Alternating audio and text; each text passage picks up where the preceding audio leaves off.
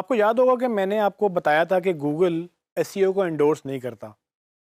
ये बड़ी फ़नी बात है कि गूगल एसईओ को एंडोर्स तो नहीं करता, लेकिन गूगल की वेबसाइट के ऊपर गाइडलाइंस अवेलेबल हैं जो गूगल वेब मास्टर्स को बताता है कि भाई आप ऐसे-ऐसे अपनी वेबसाइट को ऑप्टिमाइज़ करें।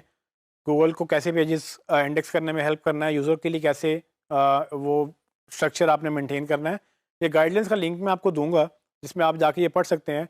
वेब मास्टर बेसिकली आपकी वेबसाइट के मास्टर को एक टेक्निकल टर्म यूज़ होती थी उन लोगों के लिए जो वेब एडमिन या वेब मास्टर या जो भी वेबसाइट चला रहे हैं। तो web master guidelines basically Google का एक पूरा पेज है, एक पूरा सेक्शन है सपोर्ट का, जिसमें आप जाकर ये पढ़ सकते हैं कि गूगल एक्चुअली खुद से आपको क्या-क्या बताता है।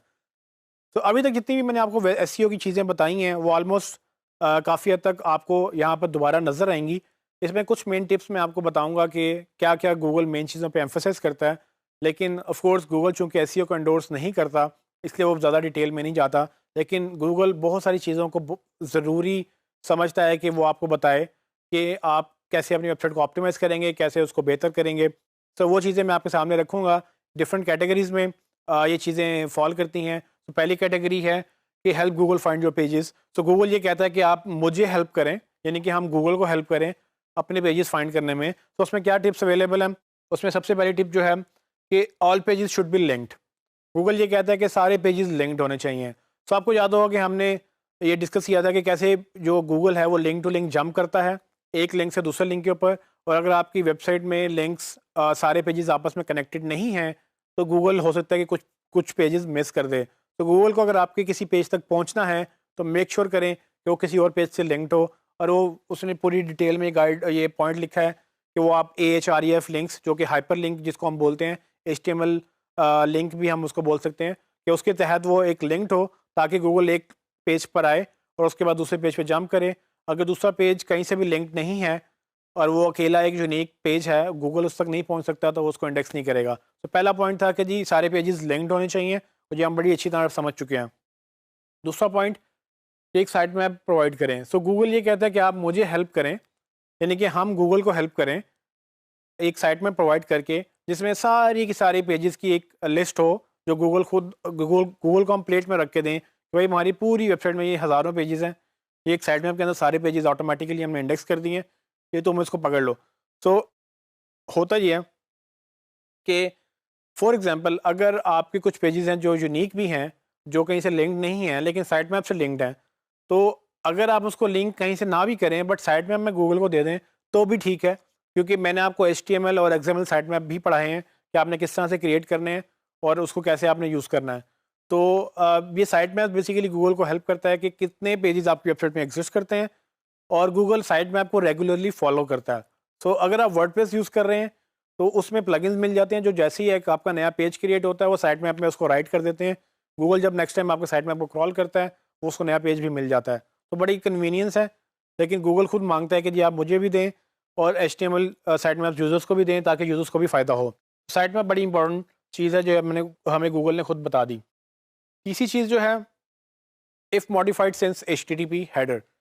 ये पढ़ने में थोड़ा नाम डिफिकल्ट लगेगा आपको, लेकिन इफ़ मॉडिफाइड सेंस ये एक टेक्निकल टर्म है सर्वर की साइड से कि आपका सर्वर अगर ये चीज़ सपोर्ट करता है इफ़ मॉडिफाइड सेंस HTTP। इससे क्या होता है, इससे ये रिकॉर्ड होता है कि गूगल जो लास्ट टाइम मतलब जो सेशन है आपका वो मेंटेन होता है कि आपकी वेबसाइट लास्ट टाइम कब अपडेट हुई थी। ये रिकॉर्ड ये सर्वर साइड से मेंटेन होता है। जब गूगल आपकी वेबसाइट आके क्रॉल करता है तो वो ये देखता है कि वो नया कंटेंट आया कि नहीं आया।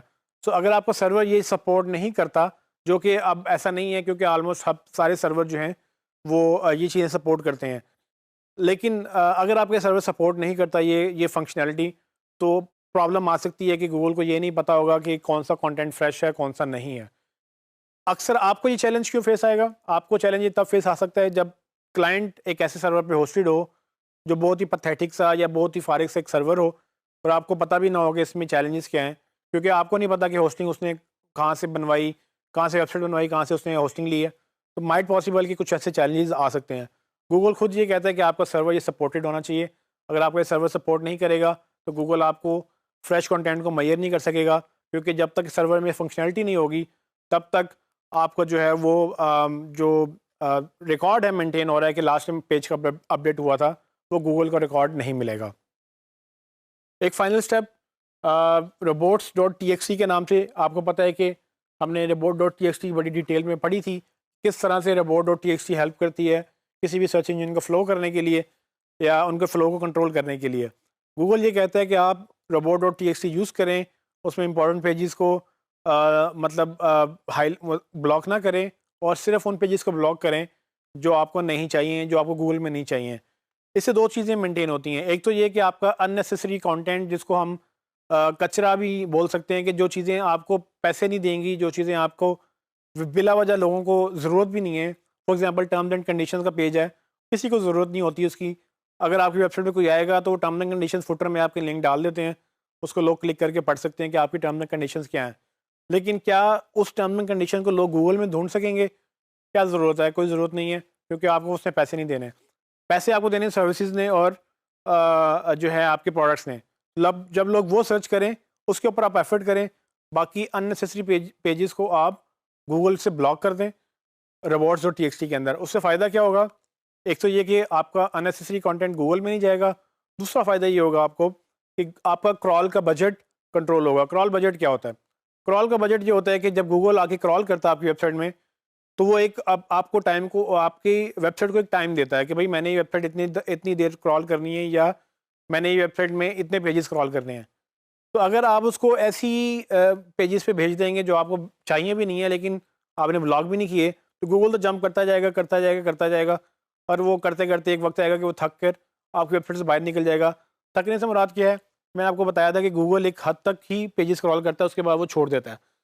सो उस प्रॉब्लम को कंट्रोल करने के लिए आप गूगल को बाउंड कर देते हैं कि भाई ये सेक्शन पूरा आपने क्रॉल नहीं करना, इसमें हम जो भी कंटेंट डालेंगे ये हमें गूगल में नहीं चाहिए।